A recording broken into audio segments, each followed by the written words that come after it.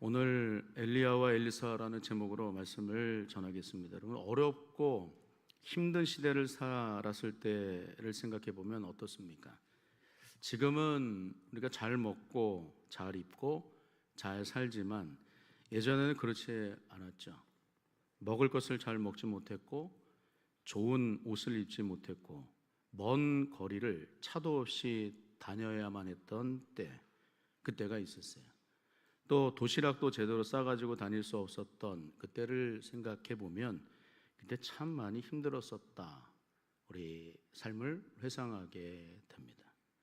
하지만 그렇게 힘들고 어려운 때였지만 그래도 잘 살 수 있었던 것은 항상 든든한 버팀목들이 있었기 때문이죠. 믿음의 식구들이 있었죠. 그래서 우리는 서로 축복하고 격려하면서 보듬어 주었기 때문에 잘 견딜 수 있었습니다. 그 버팀목들이 바로 가족들이었고 형제들이었고 어머니와 아버지의 깊은 사랑이 있었기 때문에 우리는 어려운 때 힘겨운 일들도 잘 이겨낼 수 있었습니다. 또 우리에게는 믿음의 우리 지체들이 있죠. 힘들 때마다 기도해 주십시오 얘기하면 서로가 그 기도를 받고 열심히 기도해 주잖아요. 오늘도 도고 기도가 여러 차례 올라온 것을 우리가 발견하게 되는데 기도 제목이 올라오면 내일같이 여기면서 그 자리에서 즉각적으로 하나님 앞에 하나님 기도 제목이 올라왔나이다. 불쌍히 여기시고 긍휼히 여겨주시고 또 어려움 당했지만 긴급하게 기도하게 하시니 하나님 그 기도가 다 응답되게 하여 주옵소서. 그렇게 간절히 우리는 기도함을 통하여서 또 서로를 이렇게 보듬어 나아가는 그런 은혜가 있었습니다. 제게는 가끔씩 성경에 대한 궁금한 사항이나 또 일상적이고 소소한 일들을 SNS를 통해서 알려주는 지인분들이 몇 분 계세요. 그분들 가운데 특별히 정읍성광교회 이름 밝혀서 좀 그렇지만 윤성진 장로님이라는 분이 계시는데 그분 감동적인 긴 장문의 문자를 저에게 늘 꼼꼼하게 이렇게 보내주십니다. 학교 선생님이신데 일본어를 가르치시고 성경을 읽을 때도 한문으로 읽으려고 하고 또 영어로도 일본어로도 몇 개국어로 번역해서 성경을 보려고 하면서 성경이 궁금한 사항이 있으면 꼭 저한테 전화를 해서 물어봐요. 근데 그분이 감동적인 긴 장문의 문자를 하나 보냈는데 제가 받았어요. 내용은 친구로부터 온 긴 편지 글이었는데 제목이 참 좋았습니다. 엄마와 앵두라는 제목이었는데 자기 장로님의 이 친구가 보내온 글을 제게도 이렇게 보내주셨어요. 초등학교 3학년 때 친구분의 집에는 앵두 나무의 가지가 앵두가 부러질 만큼 수북이 열렸답니다. 근데 어머니가 아침에 등교하는 아들에게 도시락을 주면서 오늘은 도시락이 특별하니까 맛있게 먹어라 이런 말을 하시더라는 거예요. 그 말을 들은 아들은 뭐 특별해봤자 뭐 꽁보리밥이겠지 이런 생각을 하면서 점심시간에 도시락 뚜껑을 열었는데 도시락 안에는 온통 빨간 앵두로 가득히 채워져 있었습니다. 집에 보리는커녕 좁쌀도 다 떨어져서 도시락 안에 채워줄 수 있는 것이라곤 앵두밖에 없어서 마당에 떨어진 앵두를 주워가지고 도시락에 수북이 어머니께서 담아 주셨던 거예요. 그런데 도시락 안에 빨간 앵두로 가득한 것을 보고서 친구들이 모두 그 장로님의 친구를 향해서 낄낄거리고 웃었답니다. 밥으로 채워진 것도 아니고 빨간 앵두로 채워진 도시락을 보고서 너무나도 창피해서 그 친구분이 책상에 엎드려서 엉엉 그렇게 울었다는 거예요. 그런데 그 모습을 누가 봤는가 하면 선생님이 보셨대요. 담임 선생님이 보시고는 와 맛있겠다. 오늘 도시락은 선생님과 바꾸어 먹자 이렇게 하면서 선생님의 도시락을 건네주셨다라고 하는 거예요.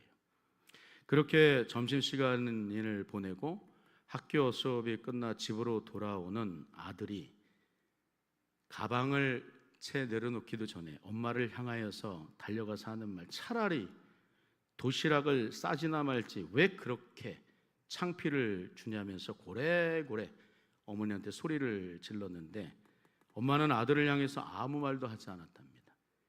그래도 우리 아들이 도시락을 다 비웠네 라는 말씀을 하시면서 도시락을 부엌에서 씻고 계시는데,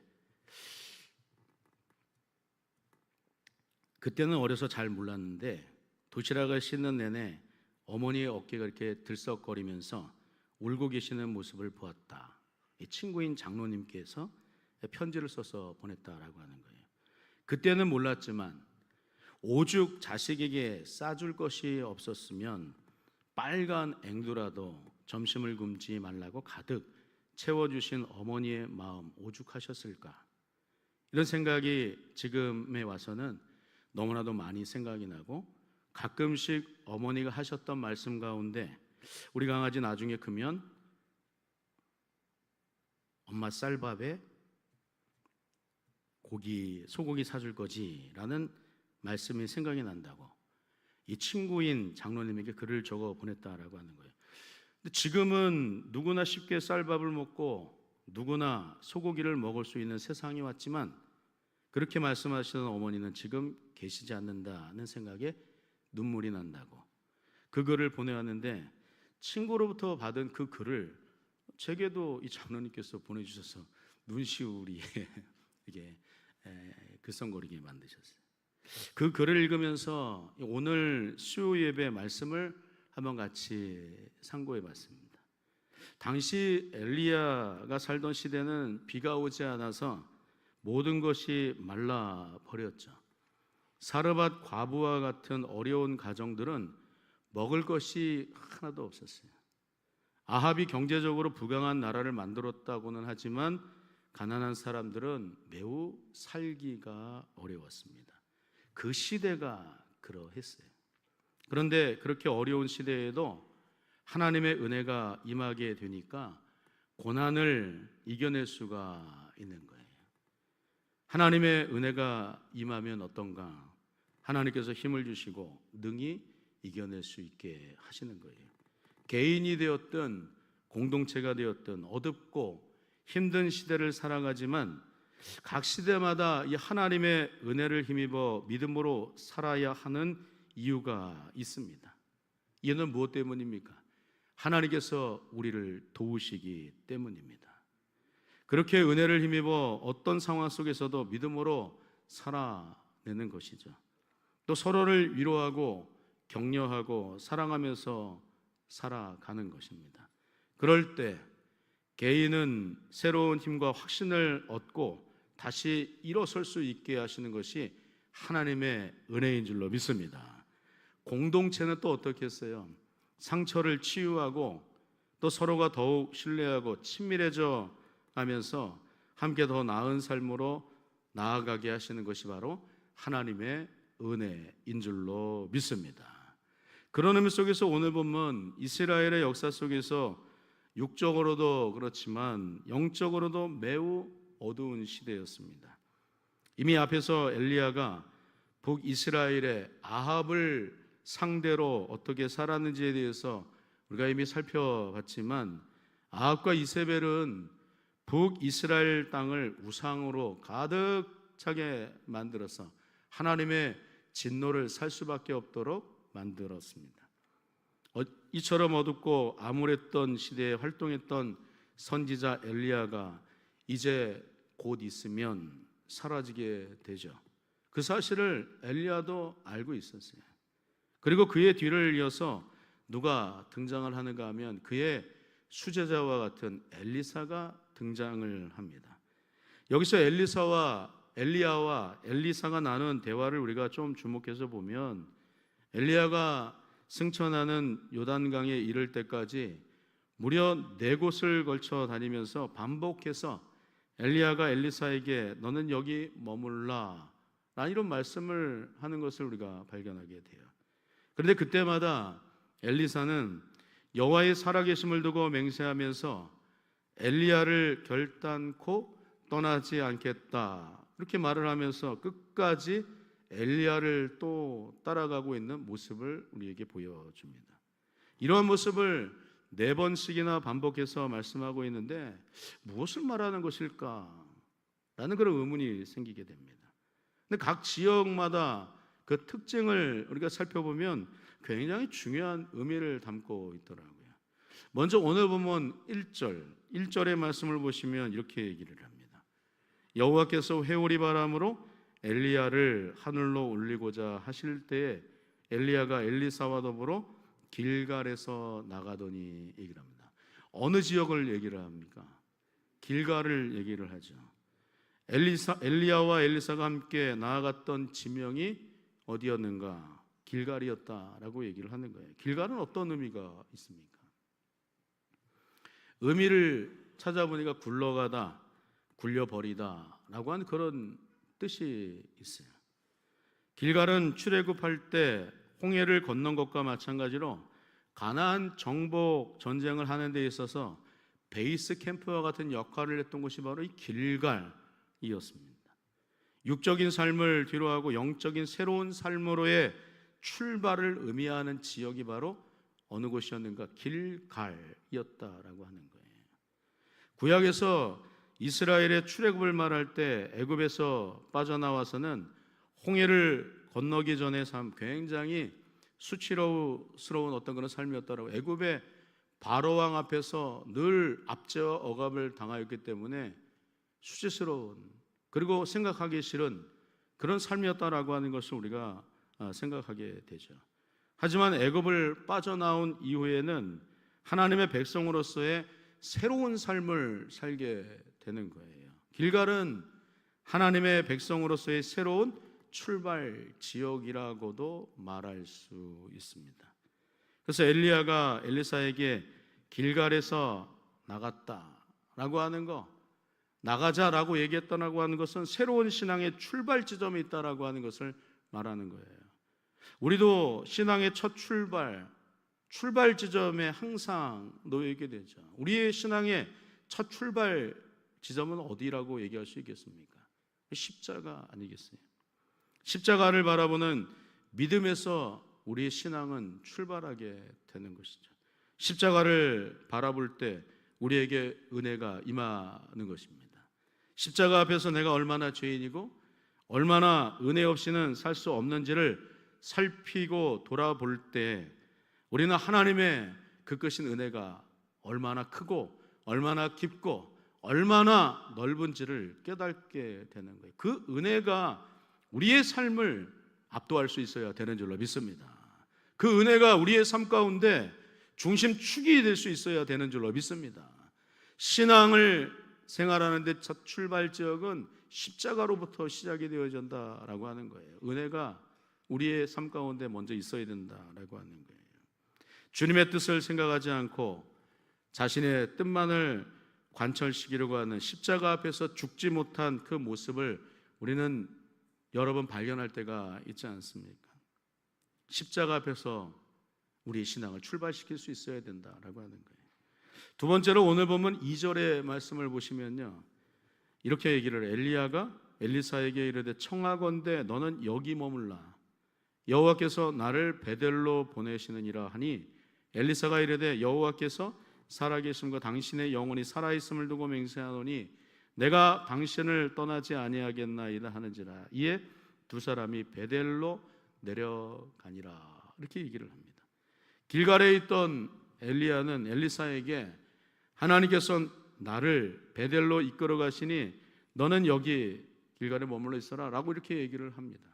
그런데 그 말을 들은 엘리사가 엘리야에게 내가 당신을 떠나지 아니하겠나이다, 당신과 함께 베델로 나아가겠나이다, 이렇게 고백을 하고 있는 거예요. 그러면서 따라 나섭니다. 여기서 이 베델이라고 하는 지명도 우리가 한번 살펴보면 베델이라고 하는 말 어떤 의미가 있는가? 하나님의 집이다라고 하는 것이죠.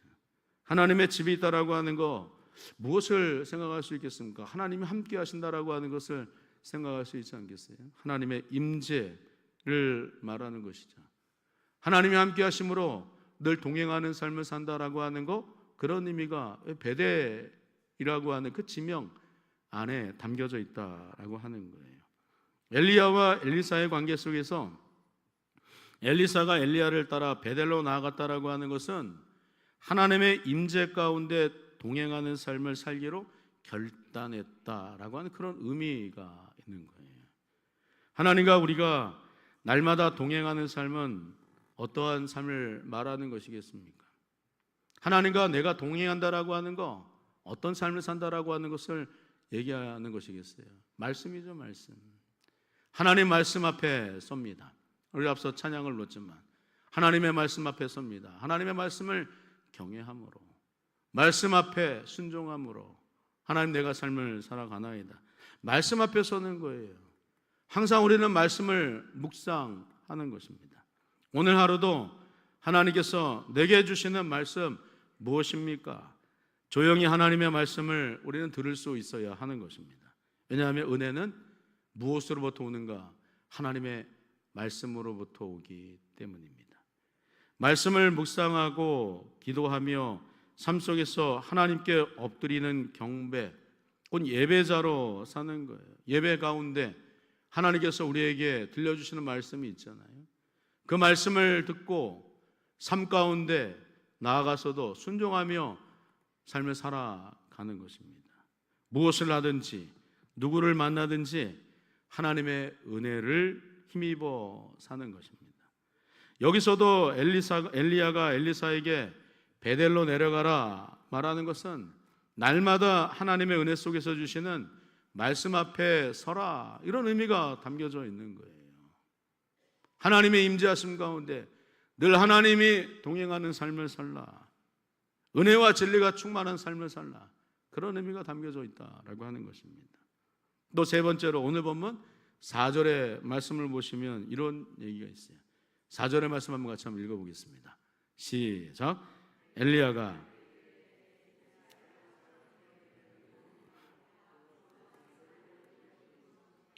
엘리사가 이르되 여호와께서 살아계심과 당신의 영혼이 살아있음을 두고 맹세하노니 내가 당신을 떠나지 아니하겠나이다 하니라. 그들이 여리고에 이르며, 어디에 이르렀다라고 또 말씀하세요? 여리고에 이르렀다라고 얘기를 합니다. 하나님께서 엘리야를 여리고로 보내시죠. 그런데 그곳에 엘리야도 함께 따라 나서는 것입니다. 계속해서 엘리사, 내가 당신을 떠나지 아니하겠나이다 말하면서 여리고에까지 따라가는 엘리사의 모습을 우리가 발견하게 됩니다. 여리고를 생각하면 가장 먼저 떠오르는 것이 무엇입니까? 뭐가 생각이 나세요? 여리고성이 생각이 나죠. 여호수아가 이스라엘 백성들과 가나안 땅을 정복해 나갈 때 가장 처음으로 들어가 정복해야만 했던 성이 바로 난공불락의 성 여리고였다 말씀을 합니다. 가나안 거주민들, 하나님께서 진노하셨던 악한 사람들이었는데 여리고는 여호수아로 하여금 가나안 땅의 거주민들을 상대로 나아가 하나님의 말씀을 순종하여 하나님께서 그 성을 내게 주시는 것을 네가 보아라, 순종함으로 얻은 성이 바로 여리고 성이었다라고 하는 것입니다. 십자가를 출발점으로 삼고 여호와의 집에 거하면서 하나님의 임재 속에서 은혜의 방편으로 주시는 말씀을 힘입어서 여리고와 같이 정복해 나가야만 하는 성, 난공불락의 성, 결단코 무너지지 않을 것 같은 그 성까지도 맞서 싸워야만 하나님께서 주시는 놀라운 은혜를 체험하게 된다. 그런 의미가 오늘 여리고에까지 이르러 엘리야를 쫓아가는 엘리사의 마음 가운데 담겨져 있다라고 하는 거예요. 여러분, 이것은 여리고 성을 점령하는 것은 우리 힘으로 되지 않는 거예요. 우리 능력으로도 되지 않습니다. 오직 여호와의 영으로만 가능한 줄로 믿습니다. 하나님 앞에 순종하는 것으로 가능하다라고 하는 거예요. 끝까지 우리는 따라갈 수 있어야 되는 거예요. 끝까지 순종해 나갈 수 있는 우리의 믿음이 필요하다라고 하는 거예요. 하나님의 은혜를 힘입어야 하고 그 은혜로 주시는 믿음으로 반응하며 나아갈 때 하나님께서 놀라운 승리를 거머쥐게 하시는 줄로 믿습니다. 여기서도 엘리야가 엘리사에게 여리고에서 머물러 있으라 한 것은 하나님의 능력을 힘입지 않고서는 어떠한 싸움에서도 승리할 수 없다라고 하는 거, 그 사실 잊지 말아라. 이것을 가르쳐 주려고 했다라고 하는 거예요. 하나님의 승리, 하나님의 깃발 꽂을 수 있는 거 어느 때 가능한가? 하나님의 능력을 힘입어야 되는데, 능력을 힘입기 위해서는 우리가 어떻게 삶을 살아야 됩니까? 겸손함이에요. 교만하지 말아야 되는 거예요. 겸손하게 머리를 수그리고 허리를 굽히며 납작 엎드릴 수 있는 그런 삶이 우리에게 필요하다라고 하는 거예요. 마지막으로 오늘 보면 6절의 말씀을 보시면 엘리야가 또 엘리사에게 이르되 청하건대 너는 여기 머물라 여호와께서 나를 요단으로 보내시느니라 하니 그가 이르되 여호와께서 살아계심과 당신의 영혼이 살아있음을 두고 맹세하노니 내가 당신을 떠나지 아니하겠나이다 하는지라. 이에 두 사람이 나아가니라 말씀을 합니다. 여기서 이제 엘리야와 엘리사가 요단강에 이르게 되는데, 요단강의 의미도 한번 생각을 한번 해보십시오. 어떤 의미가 있습니까? 이스라엘 백성들이 광야에서의 삶을 마감하고 젖과 꿀이 흐르는 약속의 땅으로 들어가는 마지막 관문이 어디였는가 하면 요단강이었다라고 하는 거예요. 성경에서도 요단강 종종 어떤 의미로 사용이 되는가 하면 죽음이나 마지막 때의 심판에 대한 그런 의미로 사용이 됩니다. 이 말씀은 주님 오실 때까지 또는 우리의 삶을 마치는 그 순간까지 우리가 어떻게 삶을 살아야 하는지를 생각해 볼 때 충성이라고 하는 거예요. 온전히 말씀 가운데 충성할 수 있는 그런 삶, 요단강 이를 때까지, 하나님의 나라에 들어갈 때까지 우리는 충성하면서 삶을 살아야 된다라고 하는 거예요.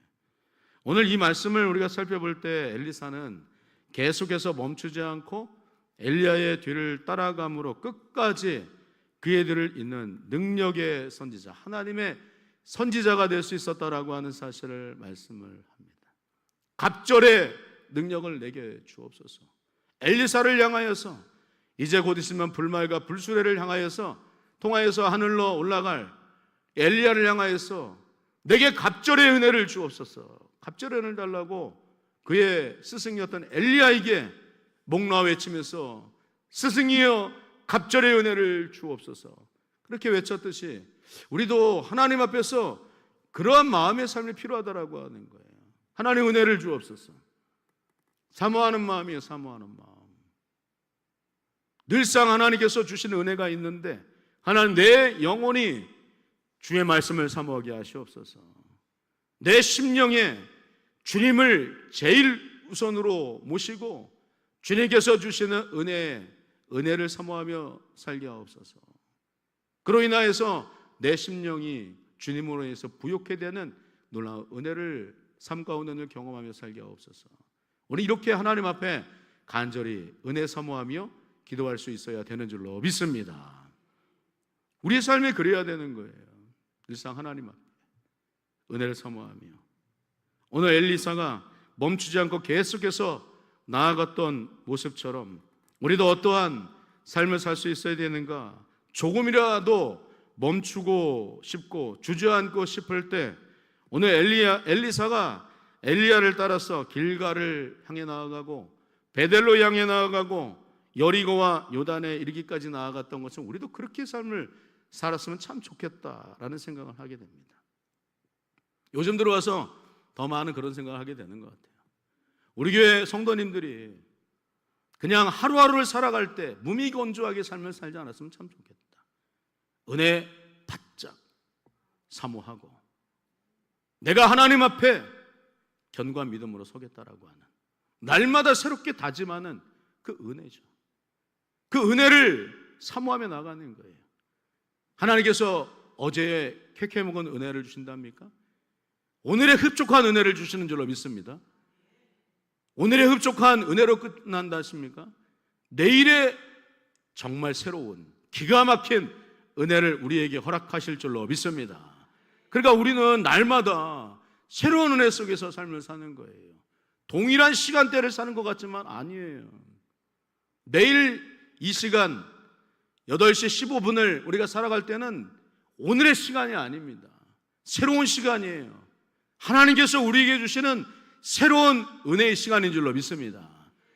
사모할 때 그런 놀라운 은혜를 우리에게 주신다라고 하는 그 사실 기억하시고 항상 주님 앞에 하나님 은혜를 사모하나이다. 사모하는 심령에게 주시는 놀라운 은혜 풍성하게 누리고 하나님께서 기뻐하시는 놀라운 삶. 어느 순간 우리가 지쳤다, 힘들다, 고단하다, 바쁘다 이런 말이 내 입술 가운데 툭 터쳐 나올 때 아니다라고 은혜다, 은혜를 사모하나이다. 그래서 하나님께서 주시는 그 은혜로 날마다 일어서고 달려가고 독수리 날개치며 올라감 같은 새로운 힘을 공급받음으로 인해서 주님께서 주시는 놀라운 기쁨의 삶 모두가 다 살아가실 수 있기를 주님의 이름으로 축원합니다. 기도하겠습니다. 하나님 은혜와 사랑을 감사합니다.